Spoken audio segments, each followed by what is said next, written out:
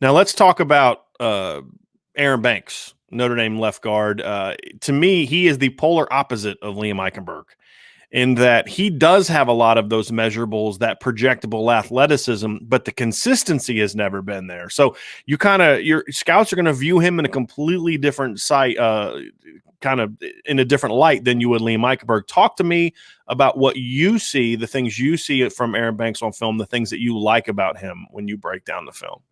Well, when you look at Aaron, it's kind of funny because he almost has offensive tackle measurables. Over 6'5", he nearly has 34-inch arms. Obviously, he weighed in at the Senior Bowl at 338 pounds, so he is a big young man. He's healthy, to say the least. And he's been a guy that I've been excited about over the last couple of years. I keep talking about it on a couple different podcasts that Aaron Banks. This is early in the season. I'm like, he is going to need to be talked about because even though he's a redshirt junior, technically, and he has a year of eligibility remaining too, technically, with the extra year that these guys are given.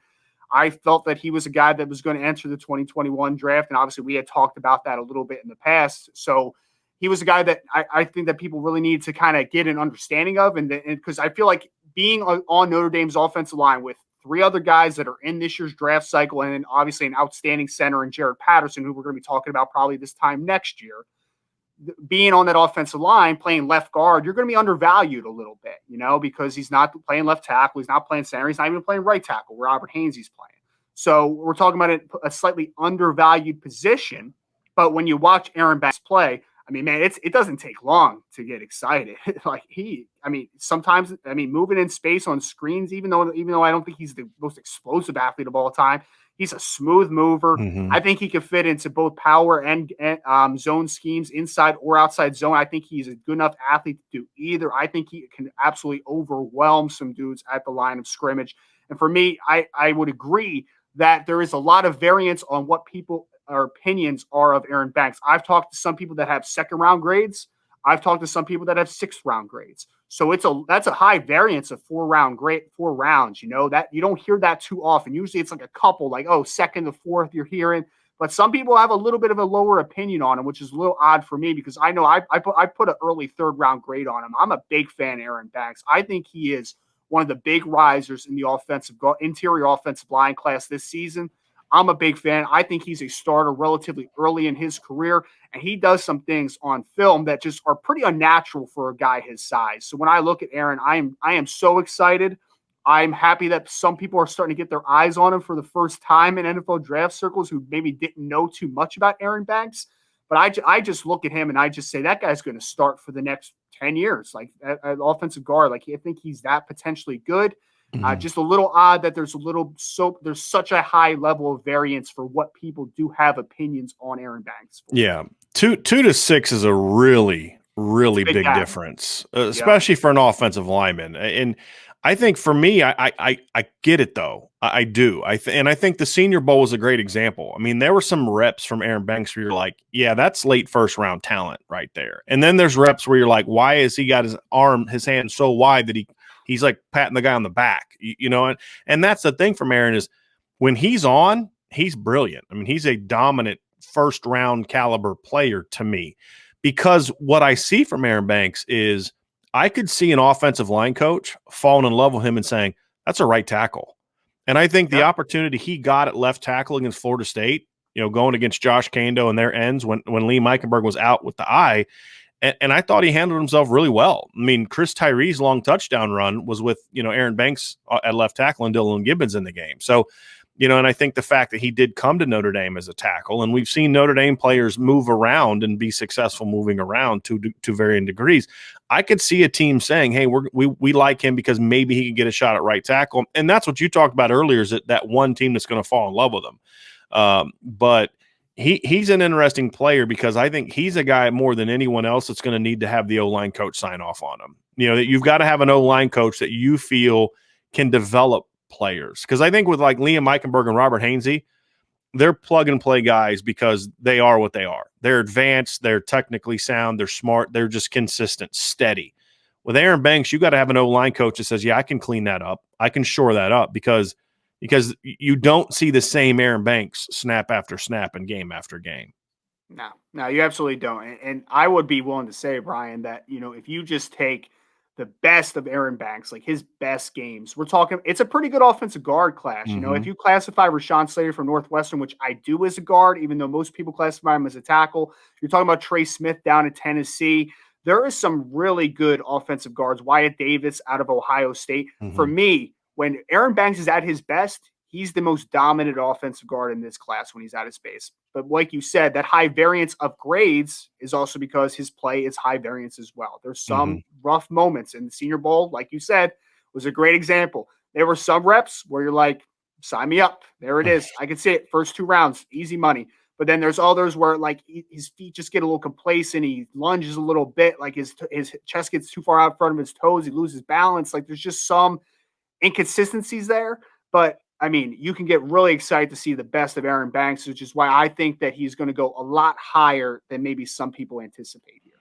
Do you see any teams that could be fits there? Like, do you see some teams like, hey, this is a guard needy team that runs a scheme or has an O line coach that's going to salivate? Because you know how it is. There's a lot of O line coaches that like projects.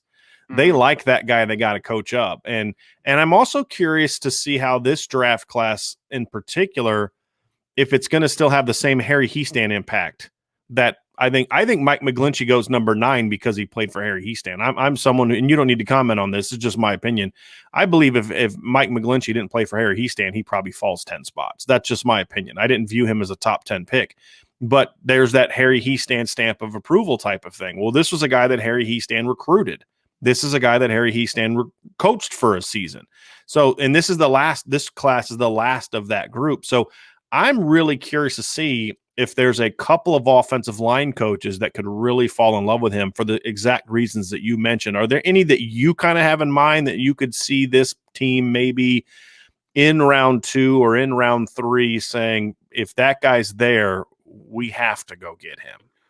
Yeah, one that really pops out because I live right outside of Philadelphia. I think the Philadelphia Eagles are ready for a massive rehaul on the interior offense line. They're talking about Jason Kelsey potentially retiring. It's been a kind of a conversation for the last couple years. Isaac Siamalu at left guard is just kind of a guy like you can always upgrade an Isaac Siamalu for, in my opinion. So plug in a guy like Aaron Banks potentially in at left guard. I think it's a great potential move, potential suitor for him. Miami Dolphins is another one that really pops out. Like they spent some money last offseason on Eric Flowers at left guard. But what the Miami Dolphins want to do offensively with how they have drafted offensive linemen with Robert Hunt now playing right tackle and having Eric Flowers in left guard, for me, he fits what they want to do so much. And I could see Miami just getting him and maybe taking a little bit of dead cap, but getting that contract of Eric Flowers off the books this season and getting a guy like an Aaron Banks and just plugging him immediately in. Those are a couple teams that like just immediately off the top of my head, I think that they make a ton of sense. And because I think that he is – I don't think he's scheme dependent. Like I think that he can last. Like I kind of said, I think he can play Mhm. run inside zone. I think he can run outside. I think he can be in a gap power system. But for me, I think gap power teams, especially teams that are asking you, hey, we're just trying to drive block and we're dominating up front. Like for me, that's the kind of teams that are really going to look at Mhm. Aaron Banks with that sheer size and ability to convert such heavy dose of power in tight spaces. Like for me, that is what Aaron Banks does best. Gap power schemes. But I think that the Philadelphia Eagles and Miami Dolphins, just off the top of my head, make a ton of sense just for the needs that they have and how that teams have been built in the past. I think for me, his improvement this year, and we saw it in the Senior Bowl, the actual game, Mm-hmm. his improvement playing it on the second level is for me why I think teams like that are going to love him, because not only can he deliver that I mean, him and Liam Eichenberg had, some of the most just disgusting, like, holy wow. Like, even against Alabama, there were some double teams where they were just taking guys and blowing them off the ball. Yep. But then to see Aaron this year, if you go back, I think it was the Clemson touchdown run.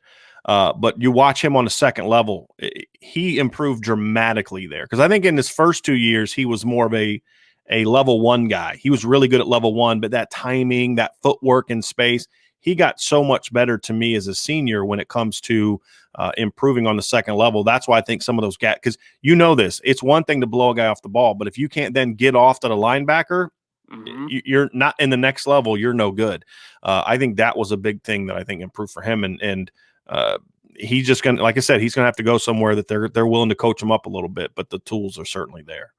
Absolutely, absolutely. And like, I mean, football is a numbers game, right? If we're wasting two offensive linemen on one player, that is, you lost the battle there. So Mm-hmm. being able to get up to the second level, like you're saying, is so paramount. And I think that that really does highlight the untapped potential that Aaron has, because I think he's a much better athlete than some people give him credit for, because they're going to see 6'5", 338, and they're going to assume that he is just a very scheme specific player. But I do not think that he's scheme dependent at all. I think there's a lot of teams that could use a guy like Aaron Banks, and I think that there's a whole lot of a lot of offensive systems that he can fit into potentially.